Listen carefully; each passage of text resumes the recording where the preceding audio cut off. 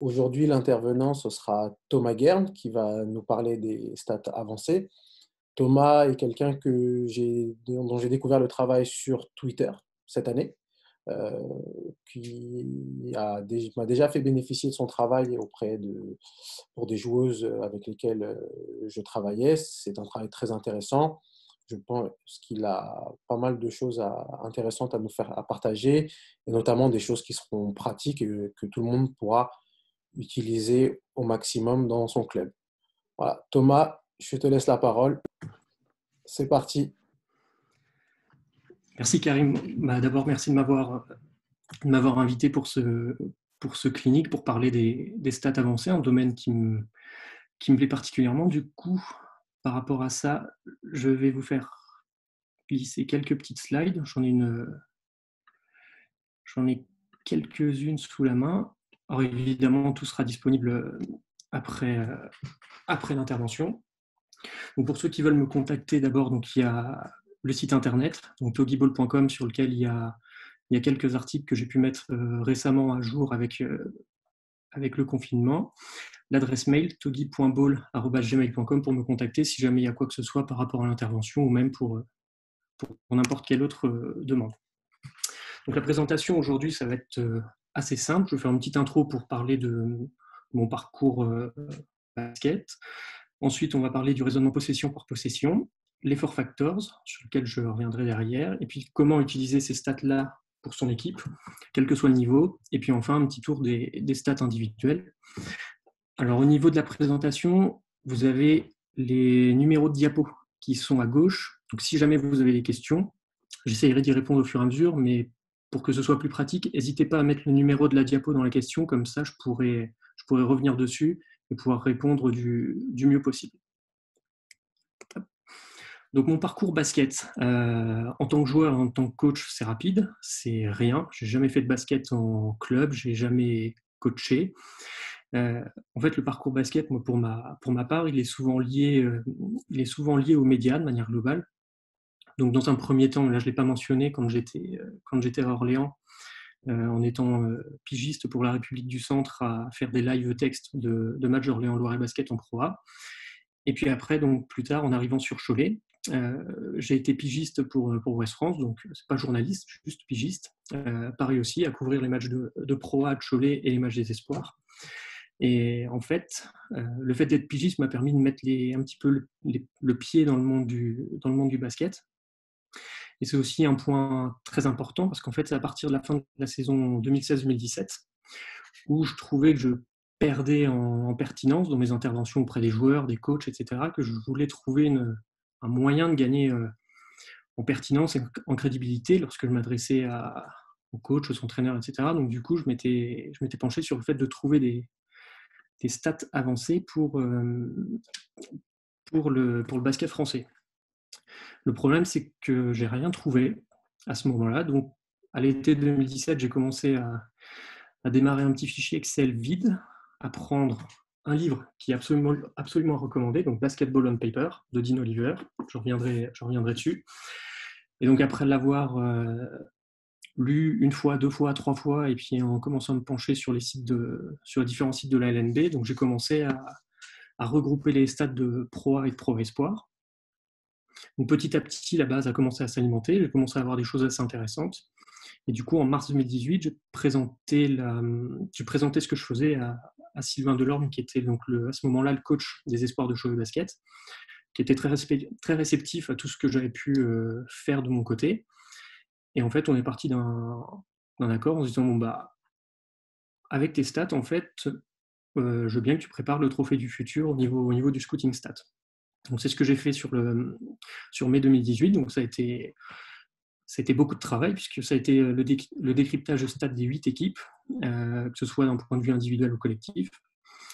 Et donc à partir de cette collaboration-là qui a bien marché, derrière, l'idée c'était pour la saison suivante, la 2018-2019, d'ajouter la Pro B, d'ajouter le National 1 et de commencer à démarcher des clubs pour avoir des sortes de pilotes, de cobayes, pour voir si les infos que je pouvais sortir étaient intéressantes, quel que soit le profil du coach, le profil du staff.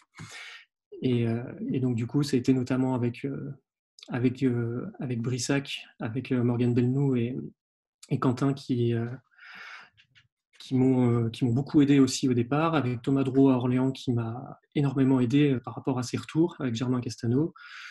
C'était Limoges aussi, avec les pros, les espoirs, Antibes avec les pros et les espoirs, et toujours avec les espoirs de Cholet Basket, sans oublier Neuchâtel en Suisse avec Mehdi Marie. Donc du coup, tout ça, tous ces échanges, en fait, ça m'a énormément aidé pour affiner mon analyse, affiner mon outil. Et à partir de ce moment-là, du coup, ça m'a aussi permis de voir si j'étais capable de suivre des clubs, entre guillemets, au quotidien, si j'étais capable d'être actif, si j'étais pertinent et, entre guillemets, utile d'un point de vue stat à ces clubs-là. Et puis, derrière, l'autre point, c'était de collaborer avec des agents pour préparer le passage du championnat espoir à des championnats Pro A, Pro B pour des signatures de contrats, pour des prêts. Ça a été aussi des dossiers stats pour des joueurs en vue de la draft ou de camp NBA. Donc voilà, ça a été une année assez chargée, mais très riche d'enseignements. Après, la saison 2019-2020, l'objectif, c'était encore de rajouter des championnats. Donc, c'était tous les championnats féminins, LFB et LF2, et puis de rajouter le plus-moins dès que c'était disponible pour tous ces championnats-là, en continuant le suivi de clubs pro, moins de clubs cette fois-ci, et plus sur du travail à la demande. Donc voilà pour tout ce qui était le parcours basket, sachant qu'à côté de ça, du coup, j'ai pas de formation basket, mais j'ai profité de l'année 2018-2019 pour commencer à passer des diplômes de coach. Alors, je ne suis pas allé jusqu'au CQP comme Nicolas avec l'Asvel dimanche, je me suis arrêté juste avant, mais ça a permis aussi d'avoir un côté, pas dire technique, mais d'avoir plus de notions techniques par rapport au fait d'utiliser une notion statistique qui était très développée. Et donc à côté de ça, pour la petite anecdote, donc je travaille dans l'agroalimentaire, donc tout ça c'est vraiment sur mon temps libre. Sur l'année passée, ça représentait à peu près en temps par semaine, j'y passais à peu près 25 à 30 heures par semaine, en plus de mon boulot, donc c'était une bonne charge de travail, mais c'était très intéressant, et puis il fallait entre guillemets le faire pour progresser et passer un cap. Donc, par rapport à la présentation, du coup, l'objectif, donc, c'est de commencer à introduire le fait de raisonner par possession. Donc une possession, la formule, je vous l'ai affichée à l'écran. Donc on va avoir les tentatives de tir auxquelles on va additionner les tentatives de lancer franc avec un coefficient, plus les pertes de balles en soustrayant les rebonds offensifs. Alors au niveau des formules de possession, on va avoir quelques petites nuances, avec par exemple le coefficient de 0,4 qui peut évoluer à 0,44 pour certains, 0,45 pour d'autres. Mais surtout, l'autre variante qu'on pourra avoir dans la formule, c'est d'additionner toutes les stats d'équipe de l'équipe A et de l'équipe B, et puis de diviser par 2. Le problème de cette manière-là, c'est qu'en fait, on ne va pas voir si une équipe a potentiellement pu bénéficier de plus de possession qu'une autre. Donc c'est pour ça que dans ces cas-là, je trouve que c'est plus intéressant de fonctionner avec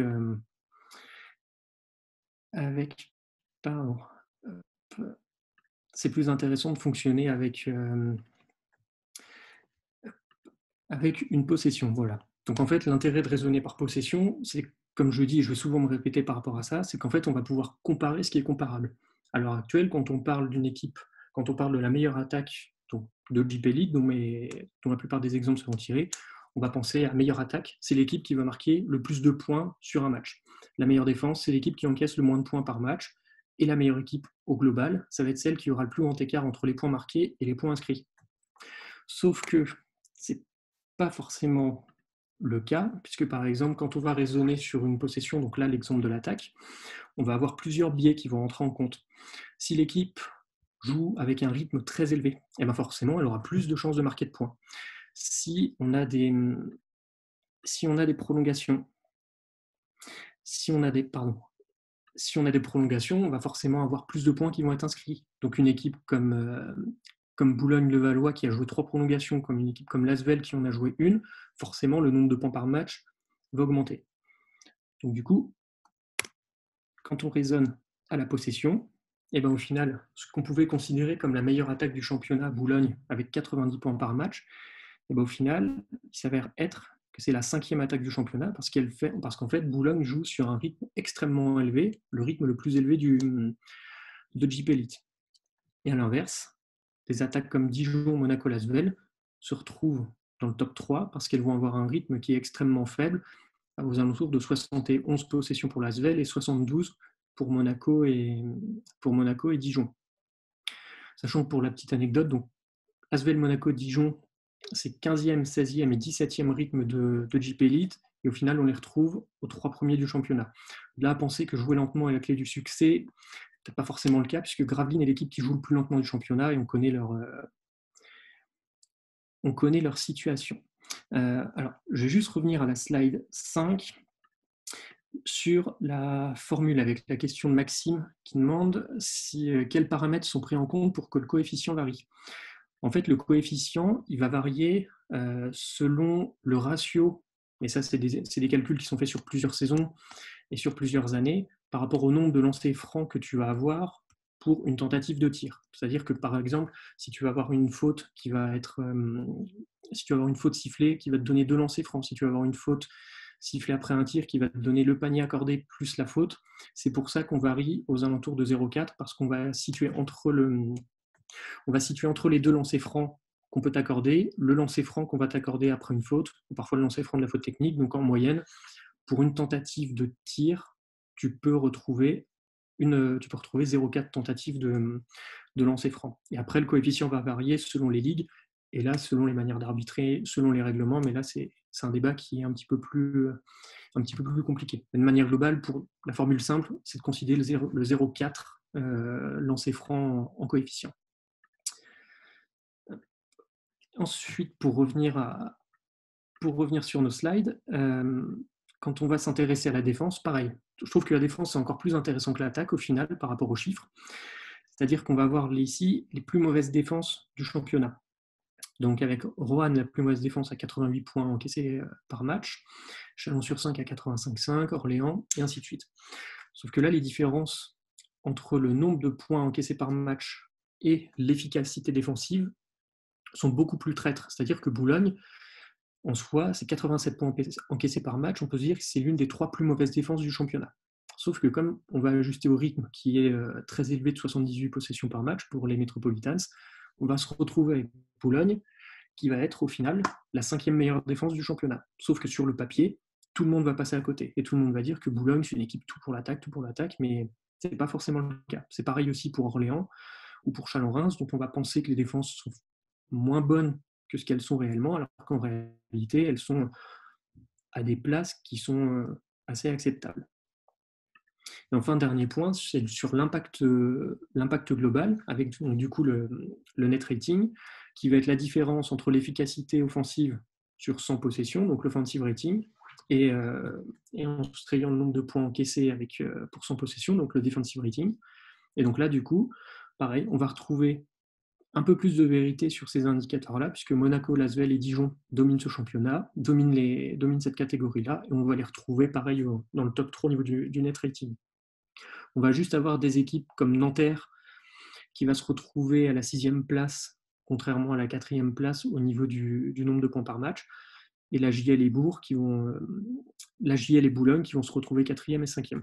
Alors cet indicateur-là, cette saison, il est moins intéressant que la saison passée, puisqu'en général, entre le net rating et le classement, on peut avoir un lien. C'est-à-dire qu'on va avoir, par exemple, dans notre cas, Monaco-Dijon-Lasvel, le top 3 sans contestation, va être le top 3 au net rating. Par contre, on va avoir certaines années où on va avoir, entre guillemets, des espèces d'anomalies. Et l'année dernière, c'était le cas notamment avec Chalon-sur-Saône, qui se retrouvait quasiment avec l'efficacité globale d'une équipe comme Boulazac, sauf que Chalon-sur-Saône a fini avec 12 victoires, et Boulazac en a fini avec 17, en terminant pas très loin de l'accessibilité des playoffs. Dans ces cas-là, ça peut dire 2 choses. Soit qu'une équipe surperforme, donc c'était pas forcément le cas de Boulazac puisqu'ils étaient à leur place, ou qu'une équipe sous-performe, comme c'était le cas par exemple pour Chalon, qui, sur le papier, n'avait rien d'une équipe qui jouait le maintien, mais plutôt d'une équipe qui aurait dû concurrencer Boulazac et éventuellement Bourg pour se glisser aux alentours de la 10e et 9e place. Donc c'est là où c'est un indicateur intéressant, et toute l'importance de raisonner par possession, parce qu'au moins on va pouvoir comparer des choses qui sont qui sont comparables. Voilà. Donc ensuite, le raisonnement à la possession, on en parle souvent. On a souvent tendance à dire que le rebond offensif, c'est ultra important parce qu'une équipe qui va dominer le rebond offensif aura plus de possession. Il faut faire très attention au niveau des définitions, ce ce qui est globalement appelé une possession, et ce que j'ai appelé une possession dans cette présentation-là, en fait, ça va désigner l'alternance du contrôle du ballon. C'est-à-dire que tu vas avoir la possession pour l'équipe A, puis la possession pour l'équipe B, puis la possession pour l'équipe A, ce qui fait que sur un match, de manière globale, si ton équipe A elle a 80 possessions, bah, l'équipe B, logiquement, elle en aura soit 81, 80 ou 79. On va toujours se situer à un rythme, à des chiffres qui vont être à plus 1, moins 1 par rapport aux autres équipes. Donc le changement de possession, j'ai détaillé ce que ça pouvait être, soit un tir réussi, 2 points, 3 points lancés francs, un turnover ou un rebond défensif. Par contre, pour revenir sur le rebond offensif qui donne plus de possession, ça ne va pas donner plus de possession, mais ça va donner plus de play, ce qu'on va appeler des opportunités de marquer. Si par exemple on a l'équipe A tire à 3 points, elle le rate, elle prend son rebond, elle marque derrière à 2 points. Dans ce cas-là, c'est une seule et même possession, mais on va avoir 2 plays, 2 opportunités de marquer. Donc au final, plus tu as de rebonds offensifs, plus tu vas avoir de plays, d'opportunités de marquer, et donc plus tu as de chances de marquer de points et d'être efficace en attaque. C'est par exemple ce qui fait la réussite, notamment de cette saison de Cholet en JP League, qui a de très bons rebondeurs offensifs et qui a su se créer beaucoup d'opportunités de marquer, alors qu'ils n'ont pas forcément une grande efficacité offensive passé la possession. Alors pourquoi ce choix de ne pas compter une nouvelle possession sur rebond offensif, nous demande Anthony. Justement, c'est ce que je viens de dire, c'est le fait de considérer un play, une opportunité de marquer. Et donc après, dans ces cas-là, ce qui peut être intéressant pour jauger l'impact de ce rebond offensif, c'est de voir si ton équipe, par exemple, si elle est classée première en rythme avec, par exemple, 78 possessions par match, si ton équipe, elle est également première en nombre d'opportunités marquées, parce qu'elle prend bien le rebond offensif, ou si elle va descendre à la 5e, 6e place, parce que justement, elle fait moins bien le boulot au rebond offensif que d'autres équipes. Donc l'intérêt de ne pas le compter, c'est de pouvoir différencier le fait d'avoir des opportunités de marquer et des possessions. Toujours sur le rebond offensif, donc on en parle comme étant un élément important dans le gain d'une victoire. Pour le gain d'une victoire, justement, il y a Dean Oliver, toujours, dont je m'inspire beaucoup sur cette présentation-là, en fait, a identifié 4 facteurs, les 4 factors. On les voit on les voit assez régulièrement sur Internet de manière globale, notamment au niveau de la NBA. Donc, ces 4 factors, on va avoir donc le rebond offensif, avec donc la part de rebond offensif disponible captée par l'équipe, l'adresse, donc l'adresse effective, dans notre cas, le ratio de perte de balle par rapport au nombre de possessions, et l'agressivité, ce qu'on va appeler l'agressivité vers les lancers francs, donc le fait d'obtenir des lancers et d'aller sur la ligne avec le free throw rate, donc il y a la division entre le nombre de tentatives de lancer et le nombre de tentatives de tir.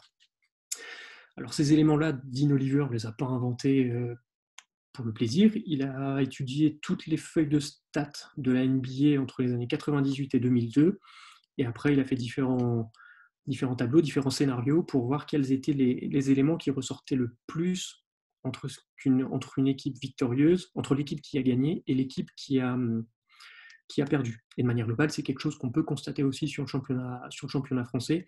Les équipes qui performent le mieux en attaque sur l'adresse, le rebond offensif, les pertes de balles et les lancers francs sont celles qu'on va retrouver en général le plus souvent en haut des efficacités offensives. Donc je vais revenir rapidement sur chaque cas. Donc d'abord l'adresse. Alors au niveau de l'adresse, je parle d'adresse effective plutôt que d'adresse au tir, parce qu'en fait, l'adresse au tir, elle est très bien, mais elle ne prend pas en compte le fait qu'un tir à 3 points va rapporter plus de points, s'il est inscrit forcément, qu'un tir à 2 points. Donc c'est pour ça que dans ces cas-là, on va privilégier ce qu'on appelle l'adresse effective, avec donc le tir réussi qui va être additionné au tir à 3 points avec un petit coefficient pour pouvoir adapter cette adresse. En adaptant cette adresse, quel est l'intérêt? En fait, c'est l'exemple donné en dessous. Une équipe qui va marquer 80 points en prenant 0 tir à 3 points, mais en marquant 40 tirs à 2 points, elle va avoir 50% de réussite au tir et donc 50% de réussite effective au tir. Si on prend une même équipe qui va marquer aussi 80 points, mais qui va seulement être à 30 sur 80 au tir, en ayant marqué 20 tirs à 3 points, et bien là, par contre, on va avoir une adresse qui est beaucoup plus faible. On va être à 37,5. Donc, on va penser sur le papier que A est plus à droite que B. Sauf que quand tu prends une adresse effective, et ben, tu vas te retrouver avec des valeurs qui sont exactement les mêmes. Et donc, au final, A et B, A ne va pas mieux tirer que B. C'est juste que A et B vont avoir le même pourcentage de réussite parce que B a pris des tirs qui rapportaient plus de points. Donc, c'est pour ça, c'est toujours important de prendre en compte cette adresse effective par rapport au fait qu'un tir à 3 points rapporte plus. Niveau rebond offensif, j'ai parlé du coup du ratio de rebond offensif, parce qu'en fait, avec le pourcentage de rebond offensif, donc le OREB percentage, en fait, on va tenir compte de la disponibilité des rebonds. La disponibilité des rebonds, elle ne va pas être la même d'une équipe à une autre, pour une donnée très simple. Si ton équipe va être capable d'avoir 50% je reprends le 50% de réussite au tir, c'est-à-dire que sur 100 tirs, elle va en manquer 50. Donc tu vas avoir 50 rebonds disponibles. Si ton équipe, elle tire qu'à 30%, tu vas avoir 70 rebonds offensifs disponibles. Donc forcément, si tu prends 10 rebonds alors que tu en as 50 ou 70 de disponibles, ça n'aura forcément pas la même valeur d'un point de vue d'efficacité. Et donc c'est pour ça que c'est toujours intéressant de se baser sur ce ratio-là pour évaluer le fait qu'une équipe soit bonne ou non au rebond offensif. J'ai pris le cas de la saison dernière, où Boulazac était la meilleure équipe sur le papier au rebond offensif avec 11,6 prises par match. Sauf qu'en allant dans le détail et en prenant le ratio, on se retrouve avec Boulazac qui est 6e du championnat en étant à 30% de rebonds offensifs captés. Et à l'inverse, Strasbourg, qui était 4e, se retrouve en tête. Concrètement, ce chiffre-là, donc les 32,8%, on va arrondir à 33% pour Strasbourg. Ça veut dire que quand Strasbourg va manquer 3 tirs, un rebond offensif sur 3 sera capté par Strasbourg. C'est un chiffre, de manière globale, quand tu te situes à 1,3, quand tu te situes à plus de 30%, c'est que tu as une équipe qui fait quand même un très bon boulot au rebond offensif. Alors j'ai une question de Christ qui me demande comment on calcule le ratio rebond offensif. Alors en fait, le ratio rebond offensif, la formule, je vais te la taper dans la réponse, c'est en fait, ça va être le nombre de rebonds disponibles, c'est tes rebonds offensifs que tu divises par tes rebonds offensifs plus les rebonds défensifs de l'adversaire. En fait, c'est comme ça que tu vas calculer ton ratio de rebond. Et c'est pareil en défense, où le ratio de rebond défensif, on va le calculer à partir des rebonds défensifs que ton équipe a captés, en divisant par le nombre de rebonds disponibles qu'il va y avoir donc entre les rebonds défensifs de ton équipe et les rebonds offensifs qui auront été captés par ton équipe, par l'équipe adverse. Ensuite, alors si on n'a pas le bon nombre de rebonds défensifs adverses, possible de diviser les rebonds offensifs par le tir manqué. C'est une possibilité aussi, sachant que tu vas avoir des rebonds qui vont être des rebonds d'équipe, où tu n'auras personne qui va les récupérer. Donc oui, ça peut être une possibilité de récupérer, de compter par rapport au nombre de tirs qui sont manqués. Par contre, dans ces cas-là, tu vas louper un point, c'est si jamais tu as 2 lancers francs qui sont tirés, tu fais un 1 sur 2 au lancer, tu peux te retrouver avec potentiellement un rebond qui est disponible. Donc du coup, dans ces cas-là, tu peux avoir une petite erreur, mais ça ne va pas représenter grand-chose pour cet aspect-là. Guillaume, tu comptes les rebonds qui sortent du terrain après le tir? Oui, parce que c'est considéré si, je reprends toujours, l'équipe A va prendre son tir, le rate et la balle sort, tu vas avoir la possession pour l'équipe B. Donc dans ces cas-là, on va considérer que l'équipe B a pris un rebond défensif. Il n'y a pas forcément d'attribution par joueur pour ce rebond défensif. Donc tu peux fonctionner comme ça, il n'y a aucun souci. Pour le rebond La formule sur le chat, oui, Karim, je fais ça. Donc les rebonds offensifs disponibles. Donc je me répète, c'est les rebonds offensifs que ton équipe va capter, divisé par les rebonds offensifs plus les rebonds défensifs. Hop, je refais ça, plus les rebonds défensifs pour calculer ça. Si jamais il y a des questions par rapport à des formules ou autre chose, on ne va pas hésiter même à revenir par mail si jamais il y a quelque chose qui vous échappe pour que je puisse répondre du mieux possible si je n'ai pas toutes les formules en tête, ce qui peut arriver forcément. Ensuite, donc, on a parlé donc, de l'adresse, des rebonds offensifs, et l'autre point important, ce sont les pertes de balles. Là aussi, je vais revenir un petit peu sur ce que j'ai dit au niveau des possessions. On va éviter de comparer les serviettes et les torchons. On va comparer une nouvelle fois ce qui est comparable. Donc, l'exemple que j'ai pris sur la saison de JP Elite, c'est qu'on a Boulogne et Le Mans qui ont absolument la même moyenne de perte de balles par match à 14,3. Sauf que tu as l'équipe de Boulogne qui va jouer, donc je les aime beaucoup d'un point de vue analytique parce qu'ils ont un rythme très élevé. Tu vas avoir Boulogne qui va jouer à 78 possessions par match, donc tu vas te retrouver avec uniquement 18% de perte de balles. À l'inverse, Le Mans perd le même nombre de pertes de balles par match, sauf que ramené aux 73 possessions, on se retrouve avec une valeur qui va signifier que Le Mans perd la balle une possession sur 5 en fait. Donc c'est là où c'est encore une fois très intéressant et très important de considérer les valeurs par possession et de ne pas uniquement raisonner sur des valeurs brutes. Quand on a la possibilité de le faire, c'est forcément très, très intéressant.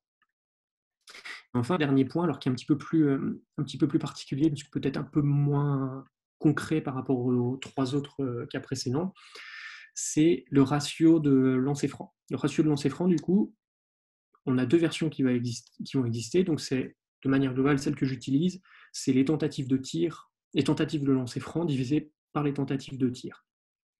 En fait, c'est un indicateur qui va permettre de mesurer la capacité de ton équipe à aller sur la ligne des lancers francs. Et en fait, il est apparu, donc Dean Oliver a constaté que plus la valeur est élevée, plus l'équipe se donne de chances de l'emporter. Et il y a un autre point aussi que j'ai pu constater notamment sur les championnats espoirs. Ce ratio-là peut être aussi élevé pour une défense, donc il peut être très faible pour une défense, donc on va se dire que c'est très intéressant. Sauf que le souci, c'est que des fois, ce ratio-là veut dire qu'on a une équipe en face qui ne va pas provoquer de faute ou qui ne va pas en concéder aussi. Donc ça peut être aussi un indicateur à coupler avec le nombre de fautes qui va être commise pour une équipe pour savoir si l'équipe emmène au lancer franc ou si l'équipe ne va pas y aller non plus d'elle-même. Donc pour ça, on a deux versions de ce ratio qui existent. C'était Jade Sage, qui était assistante à Antibes l'année passée, qui est désormais à l'Asvel, qui m'avait suggéré ça, qui m'avait dit mais pourquoi on n'utilise pas le ratio avec les lancers francs réussis par rapport aux tentatives de tir. C'est tout à fait possible. Le problème, c'est que dans ce cas-là, on fait intégrer un nouveau chiffre qui est le pourcentage de réussite au tir au lancer franc. Donc, dans ces cas-là, ça fait rentrer une autre variable, et dans ces cas-là, il vaut mieux, je trouve, s'intéresser juste au fait d'aller sur la ligne des lancers. Je vais exagérer, mais les rentrées, c'est un autre problème. Donc, on va voir ces 4 paramètres-là en attaque, et en défense, on va exactement avoir les mêmes. Donc, en défense, l'objectif, ça va être limiter l'adresse de l'adversaire. Donc, pour ça, ce sera de mettre l'adresse effective au tir adverse la plus basse possible. Ça va être de limiter le rebond offensif adverse. Donc, grosso modo, contrôler son rebond défensif. Donc, la formule du rebond défensif, donc le DREB percentage, ça va être, je vous la tape dans la conversation du webinaire, ça va se présenter de la même manière que le rebond offensif pour avoir l'indicateur du pourcentage de rebonds défensifs disponibles qui ont été captés pour l'équipe. De manière globale, ça va suivre la même règle qu'en attaque. Une équipe qui contrôle bien le rebond défensif, les équipes qui sont excellentes dans ce domaine-là vont flirter avec les 80%, et c'est très rare, mais quand on est déjà à 75% des rebonds défensifs disponibles, captés par son équipe, ça veut dire qu'on fait déjà un très bon boulot collectif pour pousser au stop défensif. L'autre point, du coup, c'est, on a vu avec les pertes de balles, c'est de pousser l'adversaire à commettre le plus de pertes de balles possible, donc avec le ratio de pertes de balles par possession adverse. Alors, l'autre indicateur, ça peut être aussi le paramètre des interceptions. Sauf que les interceptions, sauf qu'une perte de balle ne va pas forcément découler sur une interception. Donc dans ces cas-là, il vaut mieux considérer dans l'ensemble la perte de balle plutôt que l'interception en elle-même. Et enfin la dernière chose, c'est d'éviter d'envoyer l'adversaire au lancer franc. Alors, je me suis un peu avancé en parlant de ça tout à l'heure. Ça peut être un bon indicateur, comme ça peut être aussi un mauvais indicateur. Ça veut dire aussi que ça peut être une équipe qui va fuir les fautes et concéder beaucoup de paniers à 2 points à l'intérieur. On a des équipes qui ont un ratio lancer franc tentative de tir qui est très bas, mais à côté de ça, qui ont des adresses adverses à 2 points parmi les plus élevées des championnats. En espoir notamment, on avait beaucoup d'équipes on a pas mal d'équipes du bas de tableau qui se situaient comme ça, avec des ratios très bas, mais une adresse adverse qui explosait les plafonds, notamment à 2 points. Donc, on a vu tout ce qui était raisonnement par possession, les four factors, et derrière, concrètement, comment je peux les utiliser. Alors, j'ai encore une question, Chris.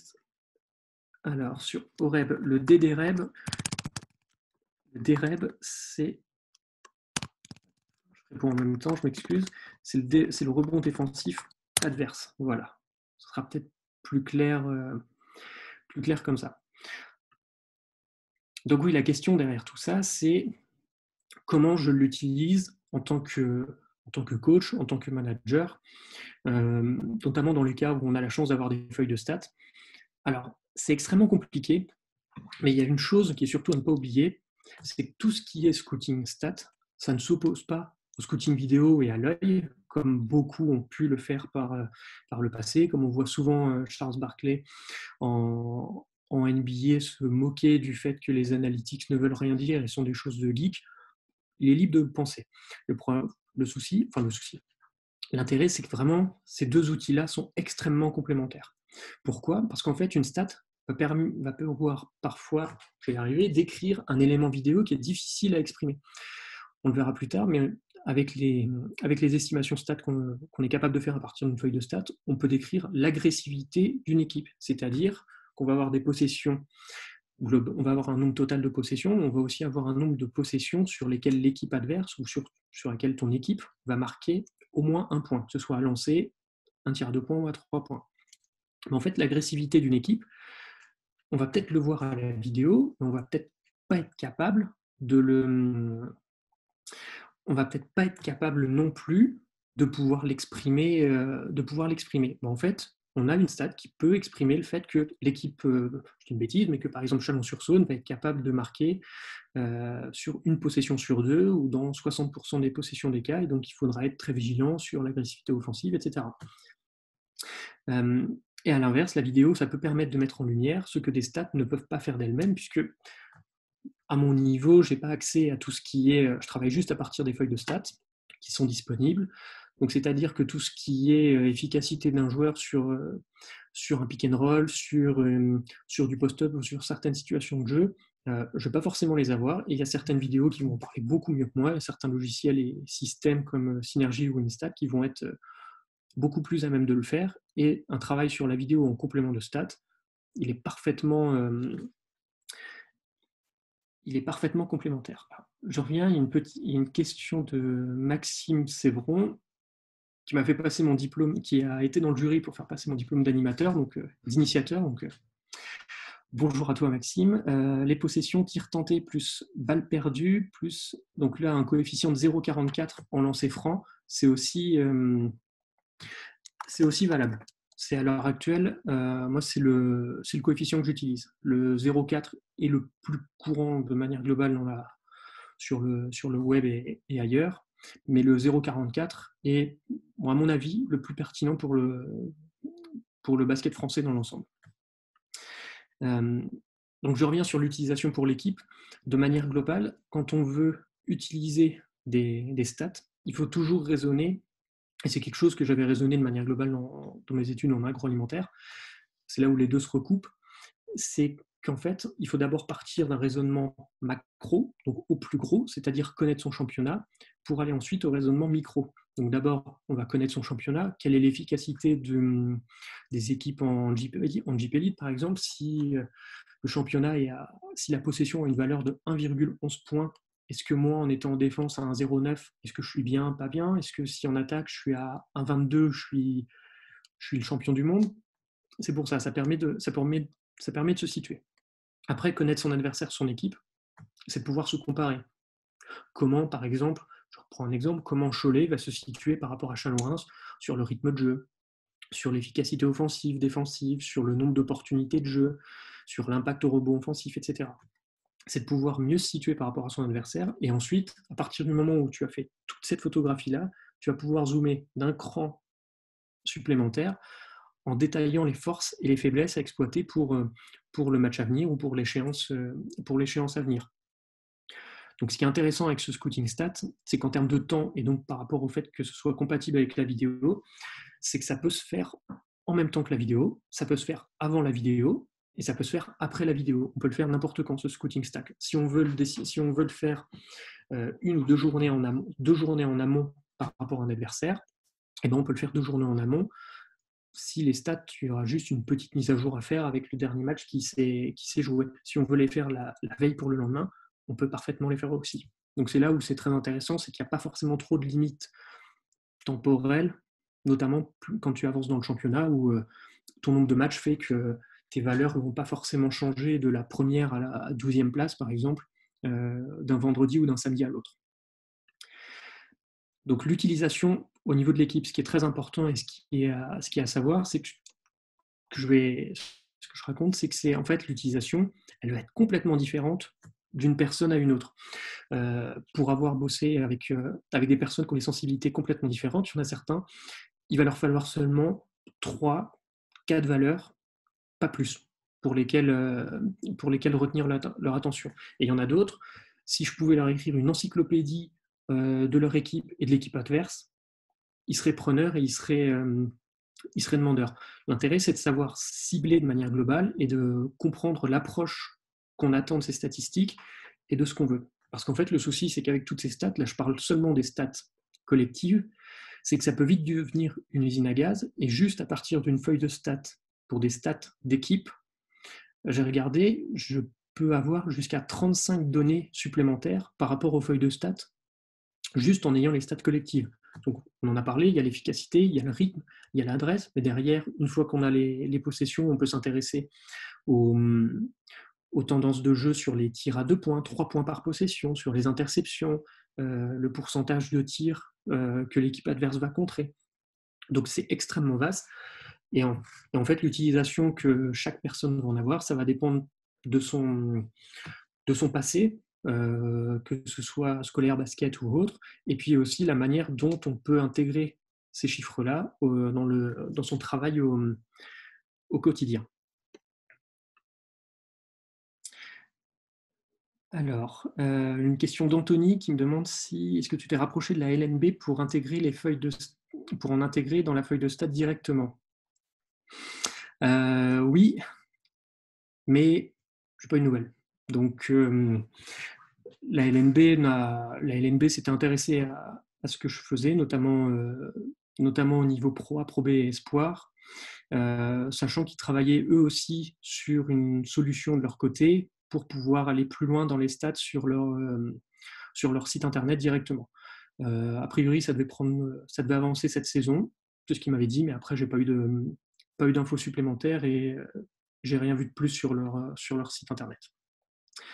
Après, ça c'est un autre débat, c'est une question de volonté, je pense. Donc pour en revenir à nos stats,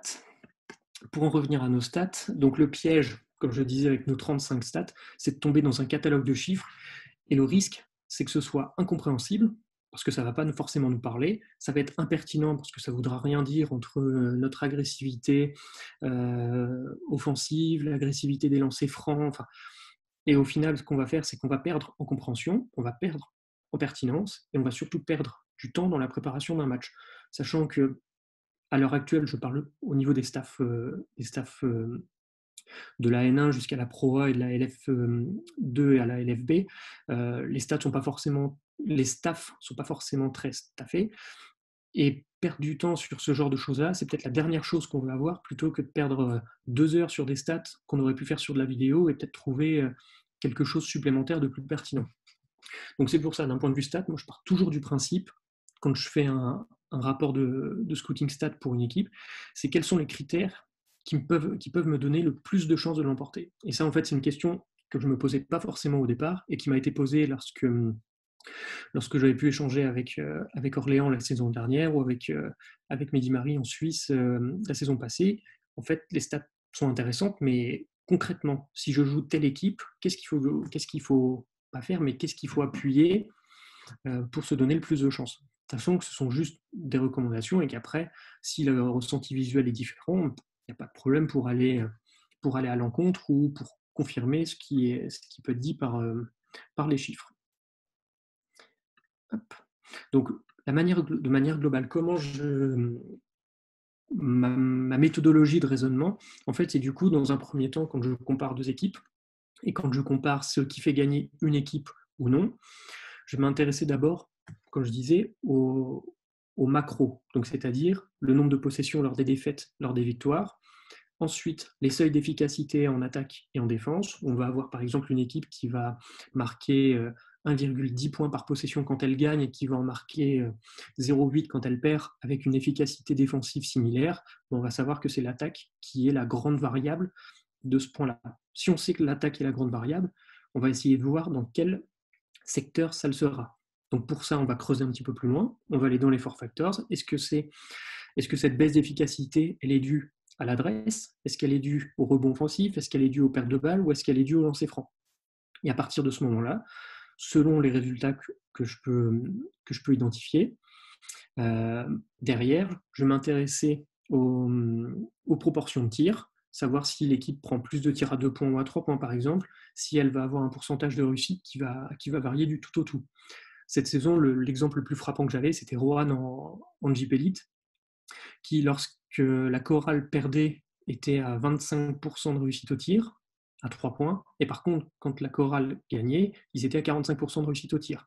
Donc forcément, il y avait un levier sur cet aspect-là qui est extrêmement important, que ce soit pour la chorale, pour savoir qu'ils sont dépendants de l'adresse à 3 points, mais aussi pour les adversaires, pour savoir que c'est un point extrêmement important à ne pas négliger.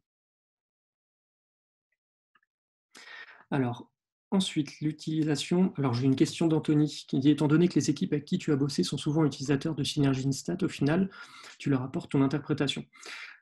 Alors, c'est là où il y a une plus-value, je pense, par rapport à ces outils-là, c'est que Synergy Instat apporte une tonne de données, mais comme je disais tout à l'heure, on peut avoir beaucoup de données, mais si on ne sait pas les interpréter, si on ne sait pas non plus tirer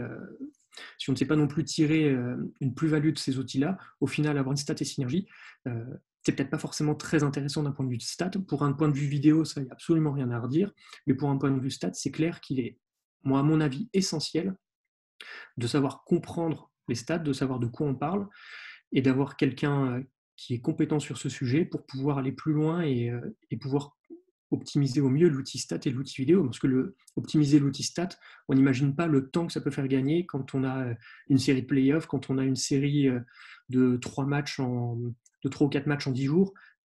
C'est un gain de temps qui est vraiment colossal à partir du moment où on arrive à maîtriser cet outil-là. Alors après, l'autre... Hop là. Donc après, l'autre point, parce que j'ai beaucoup parlé de feuilles de stats de manière globale pour des niveaux pour des niveaux Pro A, Pro B, Espoir, LFB, LF2 et même des compétitions FIBA et ainsi de suite. À des niveaux plus bas où on n'a pas forcément accès à des feuilles de stats, c'est pas parce qu'on n'a pas accès à la feuille de stats qu'on ne peut pas faire ce travail-là. C'est un outil, comme je disais, qui est parfaitement compatible avec de la vidéo. Donc s'il y a certains coachs qui ont pour habitude de travailler de la vidéo sur certains de leurs matchs, ou même certains de leur entraînement, en fait, c'est jouable. Comment? Avec une feuille, un stylo, la vidéo. Donc dans l'idéal, une vidéo qui est exploitable. Il n'y a pas besoin de noter 150 000 choses, en fait. On l'a vu tout à l'heure, il faut raisonner, enfin, dans l'idéal, c'est de raisonner par possession et de raisonner par four factors. Donc, dans ces cas-là, on va prendre le temps de jeu, le nombre de possessions, le nombre de possessions ayant abouti sur au moins un point marqué. Donc, c'est-à-dire que si tu as une possession avec le jeu se déroule, par exemple, une faute technique, un lancer franc, on a un point parce qu'on a une tentative de lancer franc réussie et on a une possession qui aboutit sur au moins un point. Donc, ça fait partie ce qu'on appelle une scoring possession. À l'inverse, si derrière cette faute technique, tu as 3 points qui sont marqués, et ben ça te fait une possession avec 4 points. Et là, niveau efficacité, tu es au top du top. Donc, ensuite, on compte les tirs. Alors, 2 points, 3 points, pour moi, c'est très important de les différencier. Les lancers francs.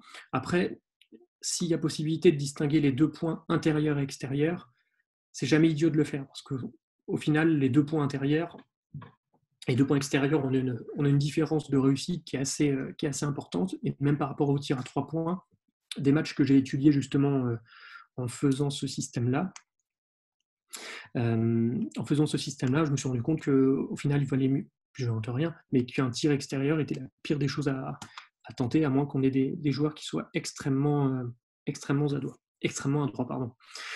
Chris me demande, une faute technique compte comme un play de la possession, mais pas une possession supplémentaire. Non, ça compte ça va compter comme un play et ça va aussi compter comme une possession. Donc c'est ce que je disais tout à l'heure, tu vas avoir ton lancer franc qui fait partie de ton play, ta possession va continuer et tu vas avoir par exemple un tir à 3 points qui va être réussi, donc tu vas avoir 2 plays mais une possession. Donc c'est le même principe que tout à l'heure, tu vas avoir 2 actions qui vont te rapporter 1 point plus 3 points pour une possession qui devra rapporter donc au total 4 points.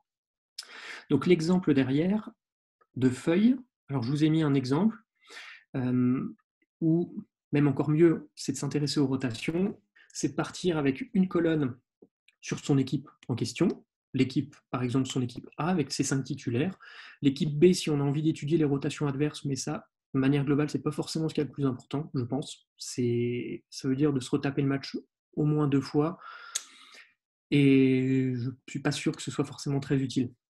Donc c'est de partir sur une colonne avec l'attaque avec l'équipe A en attaque, l'équipe B en attaque. Comme ça, l'attaque de l'équipe B va pouvoir donner les stats défensives de l'équipe A. Et ainsi de suite. On va continuer avec une nouvelle ligne dès qu'on va faire rentrer son premier joueur ou sa première joueuse, ses premières rotations, et ainsi de suite pour les deuxièmes rotations. Concrètement, sur une feuille, je ne sais pas si... Alors, je vais juste arrêter le partage. Concrètement, ça peut juste donner une feuille comme ça, ou armé d'un stylo papier chrono, et ben ça peut prendre au plus, selon le temps qu'on passe sur le match. Si y a un live texte, ça va forcément beaucoup plus rapidement. En une demi-heure, c'est fait. Si par contre, on le fait sur de la vidéo, il faut compter environ 2 heures. Mais ça peut être aussi le moyen de coupler avec d'autres utilisations, et notamment des efficacités sur certaines situations. Donc, on peut considérer ça comme un travail annexe à inclure dans la globalité du travail vidéo. Et après, derrière, donc une fois que tout ça est comptabilisé, c'est de reporter tout ça dans Excel pour que ce soit un peu plus propre. Et juste le conseil que je peux vous apporter derrière, c'est de faire attention au nombre de minutes, à faire en sorte que ce soit bien la même unité pour éviter d'avoir des incohérences. Donc ce genre de choses-là, c'est parfaitement exploitable à tout niveau, pour ceux qui n'ont pas forcément accès à des synergies Instat ou autres. C'est parfaitement jouable et c'est encore une fois ce que je disais tout à l'heure, le fait que entre la vidéo et la stat, on a 2 outils qui sont complémentaires et qui ne doivent pas s'affronter l'un l'autre. Dernier point, ça va être pour les stats individuelles. Alors cette partie-là, elle est très technique, donc si jamais il y a des questions ou autre chose, il ne faudra pas hésiter à le dire, parce qu'en fait, là aussi, niveau stats individuelles, on va comparer des points, des rebonds, des passes décisives. Mais comme pour les stats collectives, comment faire pour avoir ce raisonnement à la possession? Parce que sur une possession, on va avoir 5 joueurs sur le terrain avec un joueur qui va interagir avec 4 autres, un joueur qui va interagir avec 5 défenseurs aussi. Donc comment on va pouvoir être capable d'avoir une notion de possession qui appartient à une équipe, comment faire pour l'attribuer à un joueur ou à un autre joueur. Donc c'est là, c'est extrêmement compliqué. C'est la même chose aussi pour le nombre de points que va produire un joueur. Je ne dis pas marquer, le nombre de points qu'il va produire. Si par exemple sur un pick and roll, le meneur fait la passe à l'intérieur qui marque 2 points. Le meneur, combien de points on va lui attribuer?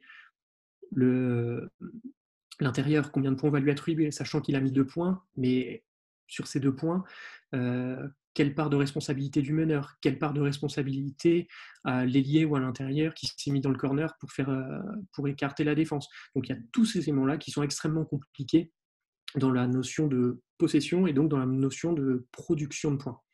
Et le dernier point qui est là encore plus un casse-tête, c'est les stats défensives à partir d'une feuille de stats.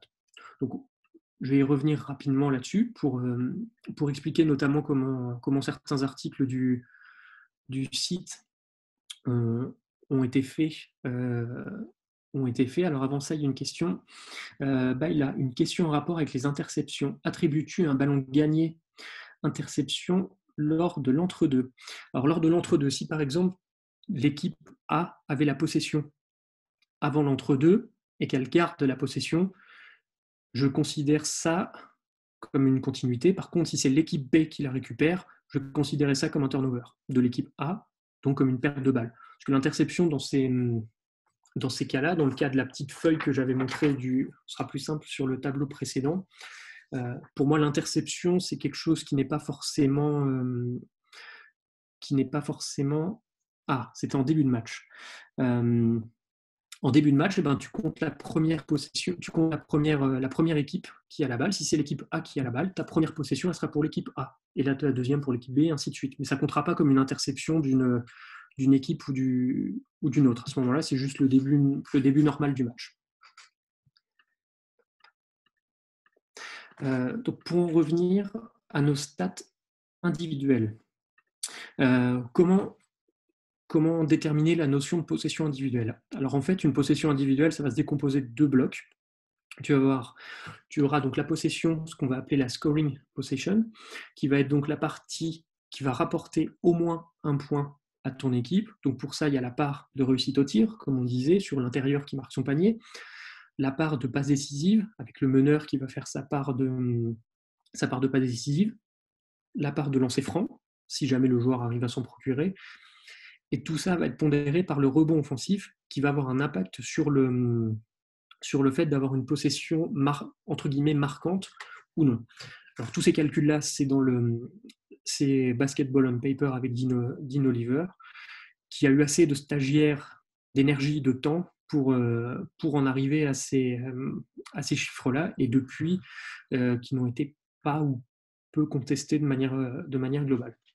Et donc pour toutes ces parties, donc, on va avoir ce bloc donc, de parties de possession qui va te rapporter du point, mais aussi on va avoir une partie de possession qui ne va pas rapporter de points avec les pertes de balles, les tirs manqués et les lancers francs manqués. Et donc à partir de ce moment-là, en additionnant les deux, on va arriver à avoir ce qu'on appelle une possession. Au-delà de la notion de possession, il y a aussi donc la notion de production de points. Et en fait, en couplant la notion de production de points avec la notion de possession, ça va permettre de donner des efficacités offensives individuelles. Et donc pour la petite pub, sur togiball.com, j'ai publié les efficacités offensives pour la Jeep Elite Pro B et Espoir selon le volume de jeu des joueurs. Donc selon si le joueur dispose d'un nombre de possessions estimé par match de 10 ou plus, de 10 ou entre la moyenne, et d'un nombre de possessions un peu plus restreint pour ce qu'on peut appeler les role players. Donc c'est des chiffres qui sont très intéressants pour savoir s'il y a des joueurs qui sont parfois sous-utilisés par rapport à leur rendement ou leur capacité, parfois aussi des joueurs qui sont surutilisés par rapport à leur efficacité. Donc la notion de production de points, c'est ce que je disais, comment attribuer toute cette notion-là. Et bien pareil, on va utiliser une part de création au tir, à la passe décisive, au lancer franc et au rebond offensif, sachant que ce ne seront pas les mêmes valeurs qu'on va avoir entre la production de points et les possessions qu'on a vues précédemment avec les field goal part, assist part, et ainsi de suite.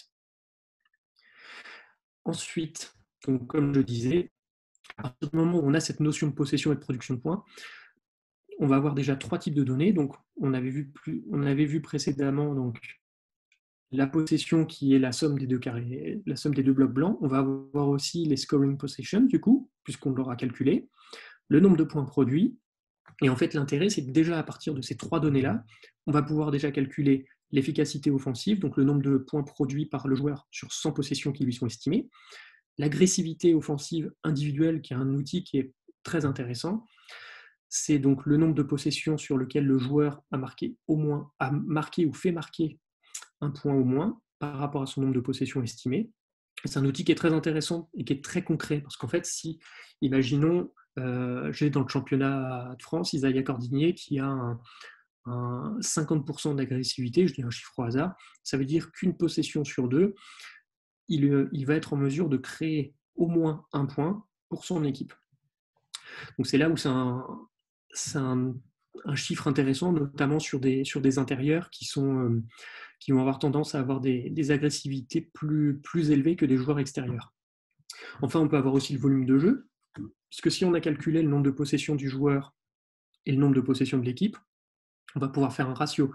On va pouvoir définir quel est le joueur qui, sur le papier, est l'option numéro 1 et l'option numéro 2, 3, 4, 5. On va pouvoir hiérarchiser une équipe en fait, sur le papier au-delà de son impression visuelle.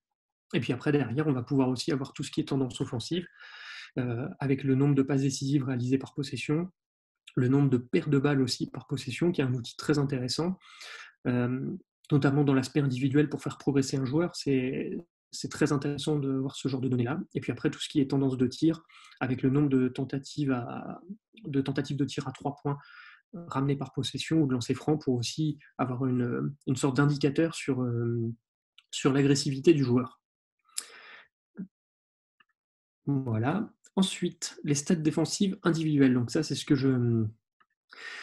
j'évoquais tout à l'heure. C'est la partie qui est la plus compliquée. Parce qu'en fait, sur une feuille de stats classique, on va avoir que 3 stats défensives qui vont ressortir. Le contre, l'interception et le rebond défensif aussi, qu'on peut parfois oublier. Donc le principe de calcul de l'efficacité défensive individuelle, donc le defensive rating, il va être le même qu'en attaque, sauf que ça va être donc les points produits de l'adversaire lorsque j'aurai à faire face à des possessions défensives qui me seront estimées. Donc en fait, on va fonctionner énormément par estimation. C'est pour ça que j'aime pas trop cet aspect-là. C'est qu'on va aller d'estimation de possession défensive à d'estimation de points produits par l'adversaire pour avoir une estimation d'une efficacité. Donc le problème, c'est que cet indicateur-là va forcément dépendre de l'efficacité globale de l'équipe. L'année dernière, les meilleurs defensive ratings du championnat de Jeep Elite, c'était Monaco et Dijon, parce qu'ils avaient les meilleures attaques, ils avaient les meilleures défenses du championnat. Donc on retrouvait Ouattara, Leloup, qui étaient parmi les meilleurs défenseurs individuels du championnat, parce qu'ils avaient forcément des équipes qui tournaient très bien à ce niveau-là. Donc on va estimer donc le nombre de points encaissés par le joueur, le nombre de possessions défensives, le nombre de possessions défensives auxquelles le joueur a dû faire face, qui se sont terminées au moins par un point. Donc c'est très compliqué. C'est vraiment comme je le mets à la fin. C'est quelque chose qu'il faut vraiment prendre avec des pincettes. C'est très compliqué de pouvoir dire, en se basant uniquement sur le defensive rating, que tel joueur est bon ou pas bon dans ce secteur-là. Ça, pour cet aspect-là, malheureusement, il faut se baser sur des stats de la stat collective, et il faut surtout prendre ça avec le plus de pincettes possible en étudiant ces chiffres. Ensuite, alors pour terminer, j'avais envie de mentionner quelques stats qui étaient, je trouve, pertinentes et qui ne sont pas forcément trop compliquées à calculer, et qu'on a tendance à voir aussi pour la NBA et dont on utilise vraiment très peu en France. Au niveau des stats individuelles, c'est le true shooting percentage. Alors on l'a vu tout à l'heure, pour évaluer l'adresse au tir, on a l'adresse effective, et donc on va voir ce true shooting percentage. L'adresse effective, elle est très bien, mais à niveau collectif. Parce qu'en fait, l'intérêt en true shooting percentage, c'est qu'en fait, on va évaluer la qualité du tir. Et la qualité du tir, elle va dépendre beaucoup du volume de tir. Et sur une valeur collective, sachant que les deux équipes vont tirer grosso modo la même quantité de tirs, il y aura forcément un petit peu moins de valeur ajoutée à utiliser ça. Donc le true shooting percentage, qu'est-ce que c'est? C'est un indicateur qui permet de prendre en compte les lancers francs aussi. Donc on va prendre la somme totale des points qu'on va diviser par donc les lancers francs avec le coefficient de 0,44, les tentatives de tir qu'on va multiplier par 2.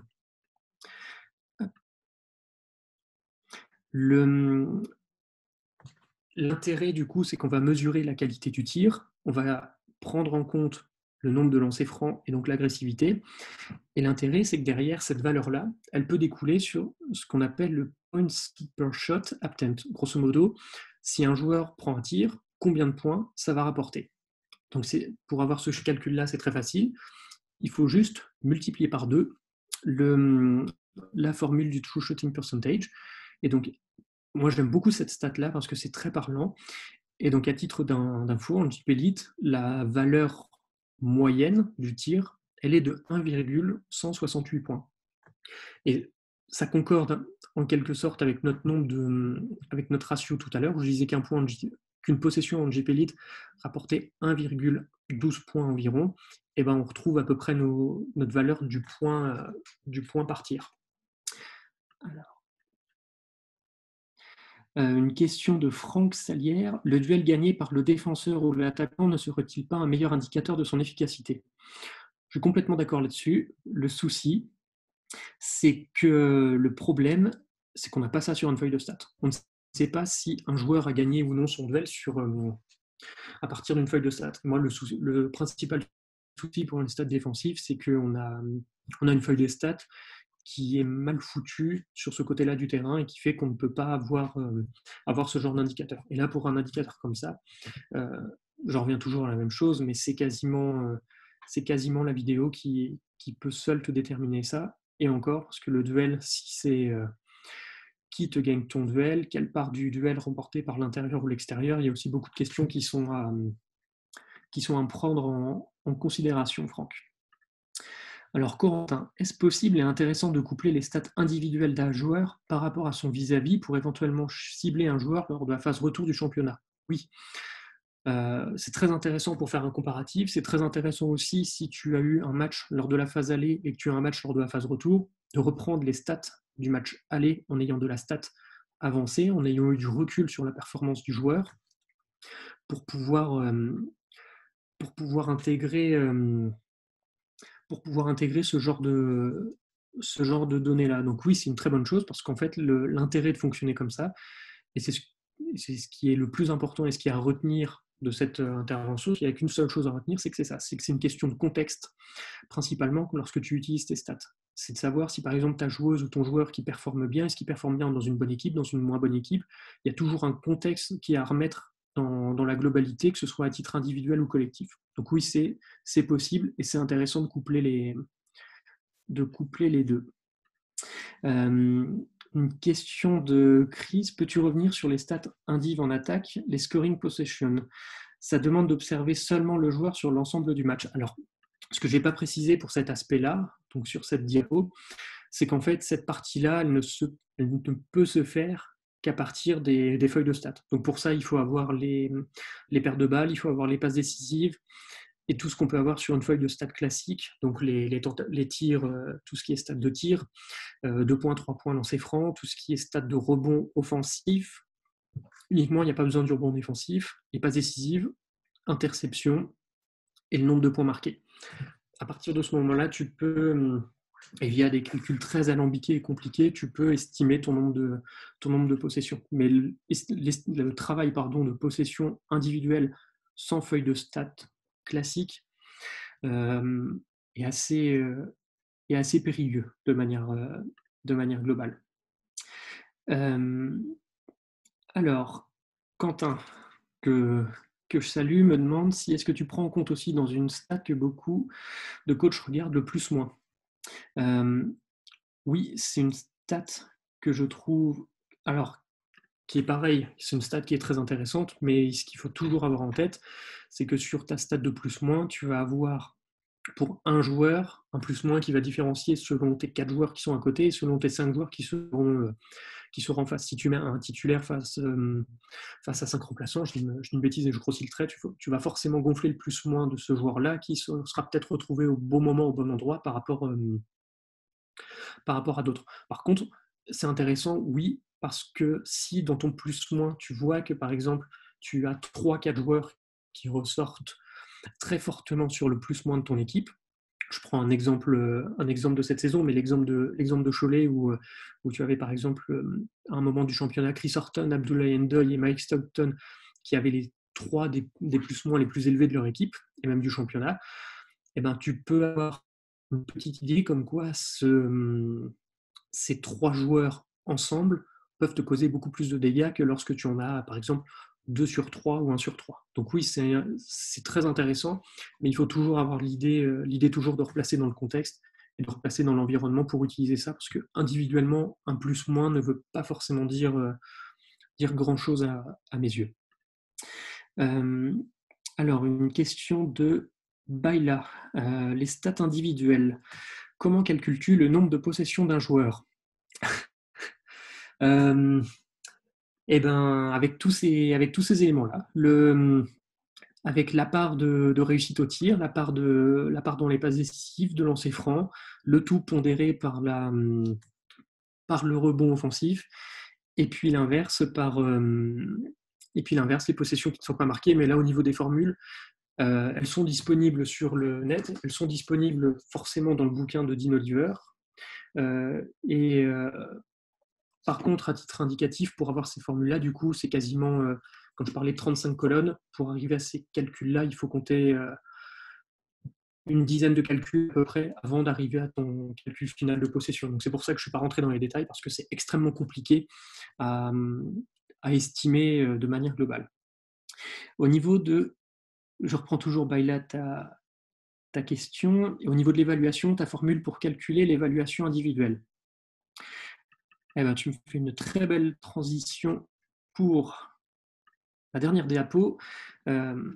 Sur l'évaluation. Alors, sur l'évaluation, donc à l'heure actuelle, on prend tout.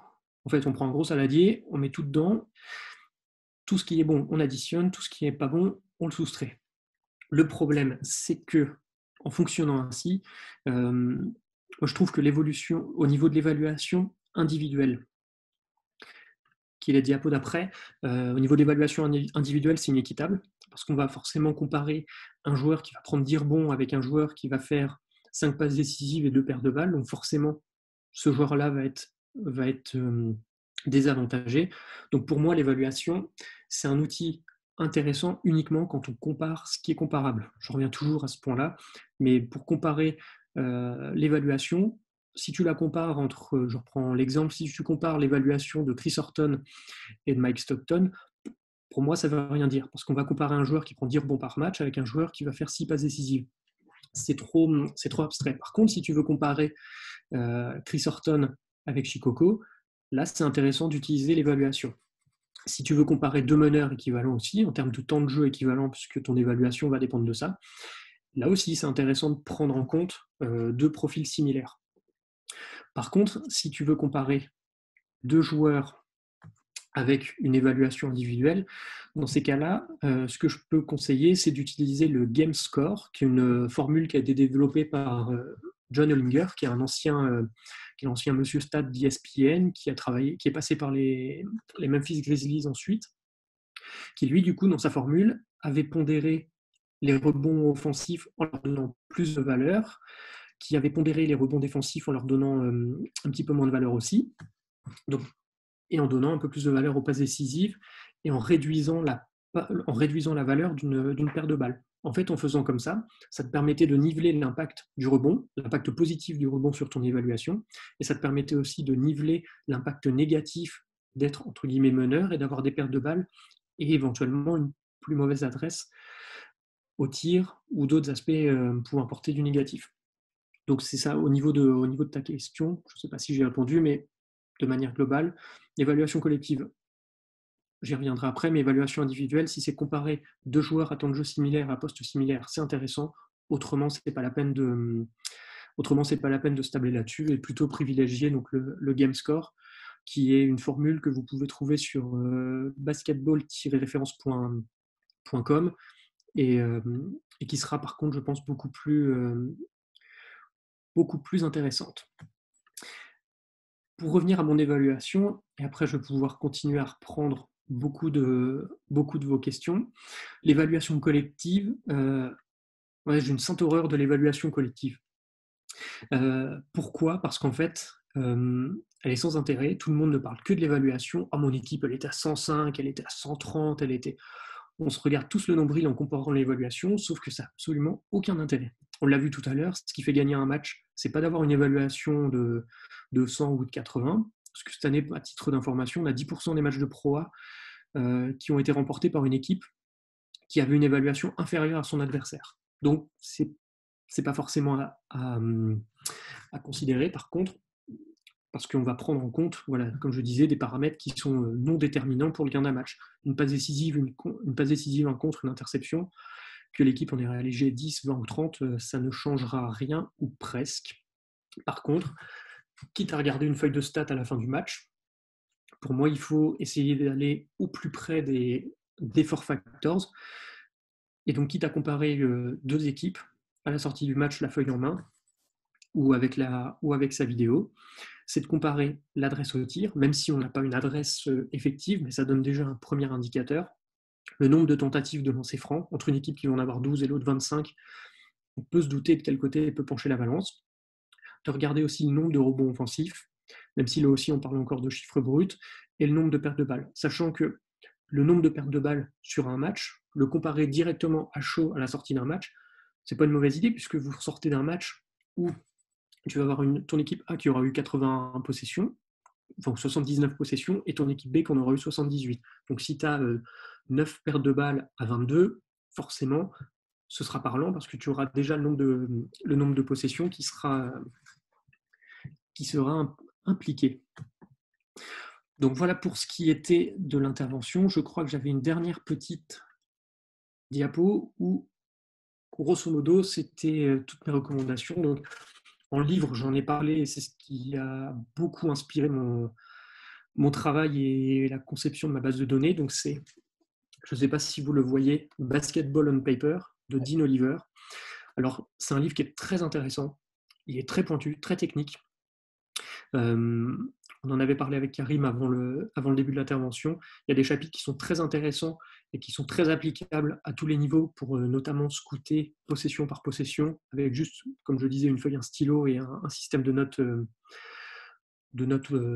déjà calé et défini dans le bouquin. C'est très intéressant, ça permet de comprendre la notion de possession individuelle, ça permet aussi d'accentuer sur les productions de points, sur mettre en lumière certains 5 en NBA qui avaient bien fonctionné, moins bien fonctionné, de faire des focus individuels aussi sur des rendements de joueurs selon le temps de possession, etc. Donc c'est vraiment un bouquin qui est très intéressant. Bon, il est très technique, mais en arrivant à s'y plonger dedans une ou deux fois, ça peut être très très pertinent. Et puis c'est l'occasion parfaite de s'y plonger et d'ouvrir ses chakras au côté obscur des stats. En site internet, ce que je peux vous recommander, c'est cleaningtheglass.com. Donc c'est un site qui est tenu par Ben Folk, alors ça vous dit sûrement rien.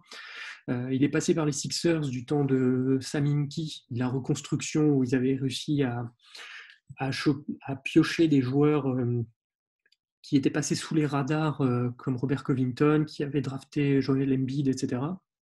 Qui est passé aussi par les Blazers en tant qu'analyste, en tant que responsable du département stats. Donc c'est un article c'est un site qui est très très axé sur les statistiques, qui est payant mais qui vaut le coup parce que ça doit être une soixantaine d'euros par an, qui est très bien fait, qui est très parlant, très pertinent. Et ce qui est surtout à lire, ce sont tous les articles de décryptage stats couplés avec de la vidéo et qui sont vraiment très très intéressants, que ce soit pour le lecteur lambda qui a un passé basket comme le mien ou comme comme d'autres, ou pour des personnes qui sont très calées et qui ont des notions techniques très développées. Un podcast à vous conseiller, c'est l'Écho des parquets qui avait fait un podcast au cours de l'été 2018 sur les stats avancées, comment les utiliser à bon escient avec les avantages et les défauts de chacune.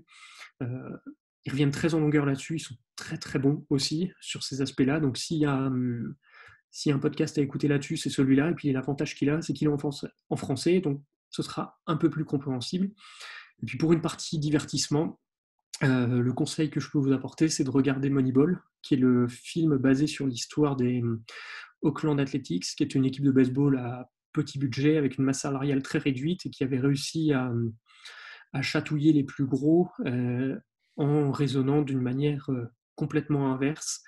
Et donc le film est dispo sur Amazon Prime pour ceux qui veulent le regarder. Alors je vais en profiter pour reprendre du coup toutes vos questions. Alors, Franck Salière, qui a été actif, donc alors ne faudrait-il pas moduler le plus-moins par le même taux du match? Le même taux du match. Exemple, fin de match déjà joué. Oui, ça peut être possible de faire ça, en gros de rejeter le garbage time. Le problème, c'est que là aussi, je vais souvent me répéter malheureusement, c'est que pour cet aspect-là, il faut tenir compte de l'aspect vidéo ou être capable de développer un suivi stat à la minute, à la seconde quasiment, et se définir qu'à partir de 6 minutes de temps de jeu restant et avec un écart de 30 points, on part du principe que toutes les stats qui ont lieu après ce moment-là n'ont aucun intérêt ou presque. Oui, dans l'idéal, pour gagner en précision, c'est le mieux forcément, ce serait plus optimum. Alors, Chris Makoso, en moyenne, à combien estimes-tu le nombre de possessions? Eh bien, tout dépend du championnat.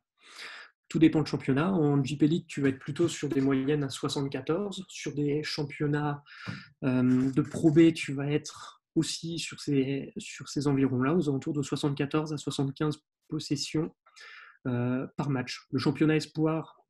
Alors par contre, si sur ces championnats Pro A, Pro B, de manière globale, entre l'équipe qui a le moins de possessions et l'équipe qui en a le plus, ça va varier de 71 à 78. Ça ne va jamais aller comme au championnat espoir, où tu vas avoir un rythme qui va être un peu plus élevé et où tu vas retrouver des équipes qui vont être capables, notamment Cholet Basket, sur les 2 saisons victorieuses qu'ils ont eues, sans compter celle-ci, où Cholet était capable d'être à plus de 81-82 possessions sur 40 minutes de match, ce qui est un rythme extrêmement élevé. Ce rythme-là, si on calque sur 48 minutes, c'est type NBA dans le milieu de tableau. Hop, voilà. Franck Salière, une nouvelle fois, ton expérience montre-t-elle que les équipes qui jouent le plus de possession l'emportent? Alors, pour gagner un match, oui, c'est mieux d'avoir une possession de plus que son adversaire. Par contre, de manière globale, ce que je disais au début, c'est que pour la JP League, par exemple, au niveau du championnat, les équipes les plus efficaces qu'on a à l'heure actuelle, Dijon et la Colasvel, étaient les équipes qui jouaient avec le moins de rythme, avec moins de rythme. Donc la question de rythme, elle n'est pas forcément vraie, et ça va dépendre d'une équipe à une autre. On va voir Le Mans, la saison où ils sont sacrés, être beaucoup plus à l'aise sur du jeu rapide, et avoir une différence de 3 à 4 possessions entre une victoire et une défaite, qui fait que jouer vite pour eux, ça leur faisait gagner. Par contre, on a certaines équipes qui ont besoin de jouer lentement pour l'emporter. Ça va être le cas, par exemple, de Gravelines en JP League cette saison, qui a emporté la plupart de ses matchs en jouant moins de 70 possessions par match, et au-delà de 73-74, qui n'en a jamais gagné quasiment. Donc, c'est très variable d'une équipe à une autre. Alors, j'ai Franck, une nouvelle fois, sous quelle forme présentes-tu tes conclusions statistiques aux clubs avec lesquels tu collabores? Alors, je vais reprendre. Alors, attendez, je vais essayer de retrouver ça. J'en avais gardé un sous la main. Hop.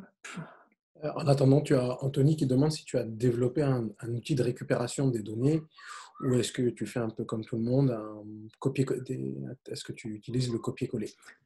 Alors du coup, j'utilise un copier-coller, sauf que le copier et le coller sont adaptés pour pouvoir rentrer dans ma base de données. Donc au final, oui, je fais un copier-coller et à partir d'Excel, où j'ai une petite moulinette qui se met en route pour faire en sorte que ça puisse intégrer ma base de données dans la forme que je veux et pour que ça puisse rentrer dans un moule et me faire tous mes calculs derrière. Est-ce que vous voyez l'écran? Là, Est-ce que il faut que tu refasses voilà. Et là, partager. est-ce que Voilà. c'est un PDF qui est apparu ou pas? Est-ce que Ouais. c'est l'analyse J25? Voilà, donc Franck, voilà la forme utilisée par exemple, donc pas plus tard qu'il y a début mars, avec une analyse qui avait été faite pour Orléans avec Thomas Drouot, notamment, où c'était la question d'Orléans-Roanne et de cibler 3 points clés sur la confrontation à venir, en se mettant du point de vue Orléans, qu'est-ce qui pouvait faire basculer la rencontre. Donc ce que j'avais identifié, c'était le rythme. Le rythme, et notamment pour Roanne, à qui il fallait faire imposer entre guillemets un rythme lent. C'est juste des suggestions de stats. L'adresse à 2 points qui était essentielle pour Orléans, et limiter la réussite à 3 points de Roanne. Comme je disais tout à l'heure, voilà, c'est quand Roanne perd, 29% de réussite à 3 points contre 44, donc 45% lors des victoires. Donc voilà, c'est de cibler dans mes analyses, de cibler ce qu'il y a vraiment de clés, ce qui ressort vraiment avec les plus gros écarts entre une victoire et une défaite pour une équipe et une autre. Donc c'est vraiment c'est vraiment de ce point de vue-là que je raisonne, sachant qu'au-delà de cette synthèse, il y a aussi tous les documents classiques qui sont envoyés avec un bilan de la ligue, avec les différents ratings comme j'ai évoqué tout à l'heure, les four factors, et puis un comparatif entre les deux équipes et les productions individuelles. Donc voilà sous quelle forme se présente le rapport, sachant que ce que je disais aussi, pardon. Excuse-moi, je pense qu'on va essayer de faire en sorte que peut-être ces documents-là, ta présentation et le modèle que tu as montré là puissent être disponibles en téléchargement pour ceux qui souhaitent.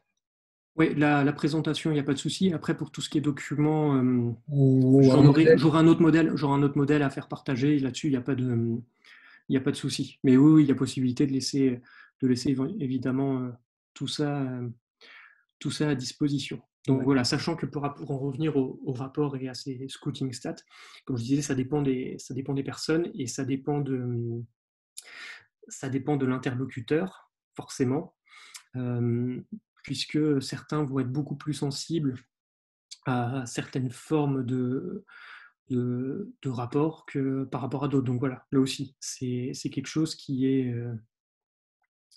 extrêmement, qui est à garder en tête. Alors, Pour ceux qui voudraient te contacter ou te suivre ou pouvoir poursuivre la conversation avec toi, sur quels canaux ils peuvent te joindre? alors sur quel canal? Donc il y a l'adresse mail togi.ball@gmail.com. Pour tout ce qui est demande par mail ou autre chose là-dessus, il faut ne pas hésiter. J'essaie de répondre le plus rapidement possible si je peux répondre aux questions. Et puis si je ne peux pas, je vous lirai quand même. Le site internet, si jamais il y a des choses pour voir une partie de ce que j'ai fait récemment. Et puis après, il y a sur le compte Twitter dont j'ai oublié l'identifiant. Je le mettrai, je le partagerai. Voilà, qui doit être Togi Ball aussi. C'est ça. Donc, pareil aussi, les messages sont ouverts, les DM sont ouverts. Donc, si jamais il y a quoi que ce soit, ne pas hésiter à demander conseil, quel que soit le niveau, la demande ou autre chose, je suis prêt à y répondre. Donc voilà, après, j'avais juste un dernier point de Maxime qui disait cela dépend le niveau et la catégorie dans laquelle tu joues. À titre d'exemple, en U15 France, on joue autour de 90 possessions car beaucoup de gens en première attention. C'est exactement ça. C'est pour ça que le championnat espoir a un nombre de possessions qui est beaucoup plus élevé que le championnat Pro A, Pro B et même National 1. Et c'est ce que j'ai vu remarquer aussi cet été sur les compétitions jeunes, où on avait des rythmes de jeu qui étaient très élevés, notamment pour avoir fait les stats de l'équipe de France U18 sur l'été. Ok. Mais écoute Thomas, je te remercie de ton temps, d'avoir Voilà. pris le temps aussi de préparer tout ça et pour rendre accessible les stats avancées. C'est vrai que c'est quelque Ouais. chose qui peut effrayer ou du moins un peu rebuter les gens, mais il y a beaucoup d'enseignements à tirer. Moi, je sais que ça m'avait aidé sur le travail individuel, dans la mesure où une jeune joueuse de Ligue 2 qui ne jouait pas beaucoup, ben, au travers de ton analyse, j'avais pu voir qu'elle avait par contre une efficacité importante. Donc c'est vrai que ça permet de voir le jeu sous une manière différente, sous un angle différent.